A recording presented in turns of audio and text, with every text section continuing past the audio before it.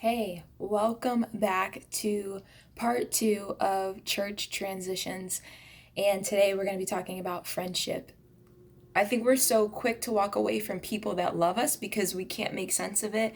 So I don't know how to relate to you because you're not coming to my building anymore. You're going to that building, or you're leaving my building to go do something else, or you don't feel like this is the place for you. So because you're leaving my building, I'm going to shut you out, or I'm going to put you away. And I think that we should have compassion for the people that, when people respond that way, because they're only responding that way because they don't understand and they can't make sense of it. And the only thing they know to do in order to protect themselves is to push you away. Something I think often about is death, because I think death puts life into perspective. The most valuable treasure you have are the people that God has brought to your life. Think about this. Let's say you were in a desert, and on your right side is a treasure box full of gold coins and the world's finest treasures. And on your left side is an 8-ounce glass of water. You're in a desert. You haven't drank anything for days. Out of those two things, what is most valuable to you? The glass of water. Not because the world thinks it's the most valuable, but because in the moment, in that season where you're at, it's what you need. And the same thing is true with friendships.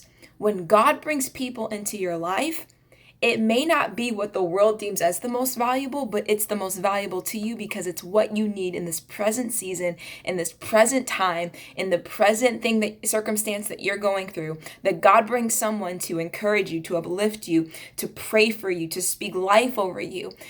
And when transition happens and we just let that go, that doesn't even really make sense. In church transition, sometimes we step away from friends or people or relationships because we feel like I'm either going to choose friends or choose sides. I'm going to choose my pastor and the church, or I'm going to choose my friends.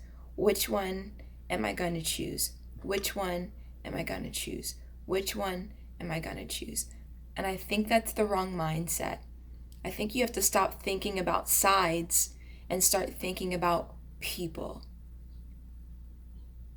The people that God has brought into your life, keep them in your life because they are the church. Not a place, a people.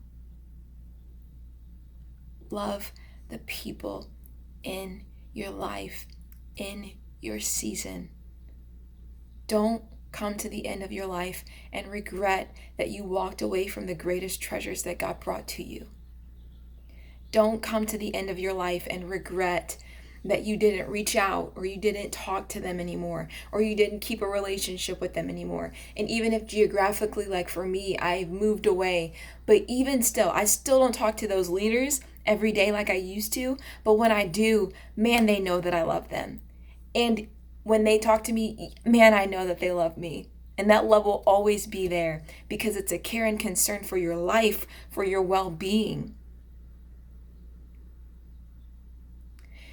When people feel that you care more about them as a person, as a whole being, as a healthy person, more than what they can do for your ministry, for your group, for what you need them to do, those are the people that stay in your life. Those are the people that stay for a long time. And that's the way that I want to love people moving forward. In all of my church transitions and experiences, when I encounter you, I want you to feel that I love you more than I love the idea of what you can do for me. I love you and I'm concerned for your life and your well-being more than what you can do for my ministry. And guys, that's church. That is church. More than your spreadsheets, more than your attendance numbers, more than the success of growth and all of that, all of the stuff we get caught up in, which I think is important. If you're going to be a good steward and manage things well, that is important, but it's not more important than people.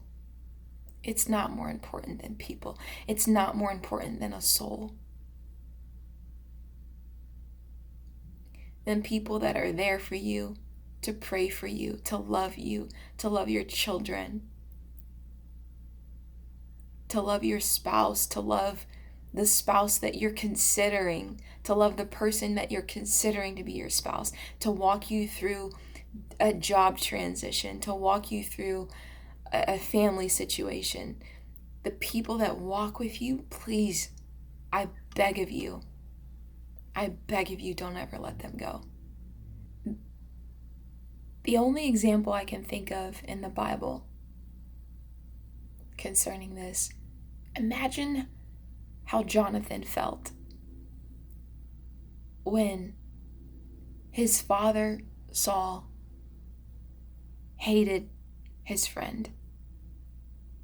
And it was getting to the point where Jonathan had to send David away.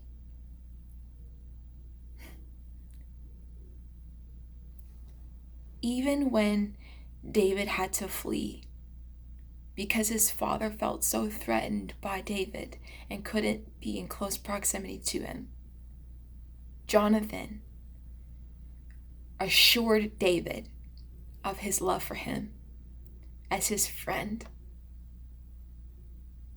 He assured him that he loved him, that he supported him, that he believed in him, and that he was protecting him by sending him away.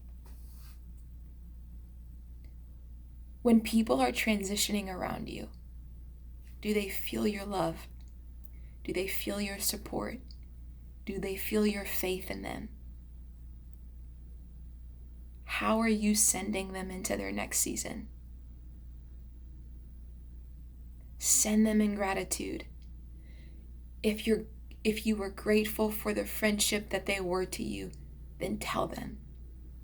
If you were grateful for how God used them to speak life over you, then tell them.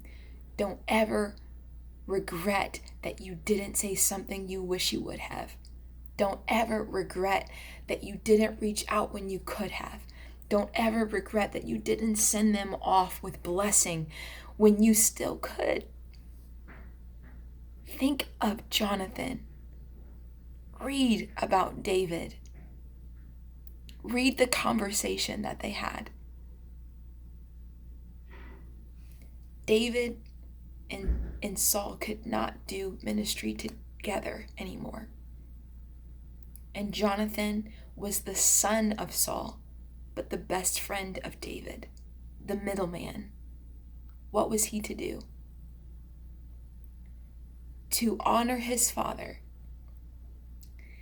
but to bless his friend, to love his friend, to protect his friend, to send his friend away with love and blessing and support and life. Jonathan, at many times, probably felt like he couldn't choose a side, but I don't believe that he did. It's not about choosing sides. It's about loving people for where they are, for what they are, and for who they are to you. It's possible to love my father who was bitter, angry, insecure about my friend. And it's possible to honor my father, but love, protect, value, and send off my friend when I know I have to stay. Don't ever let your father, whether it's Saul, or your friend, whether it's David, doubt your love for them. Tell them. That is how you healthily transition in a church with your friends. Tell them.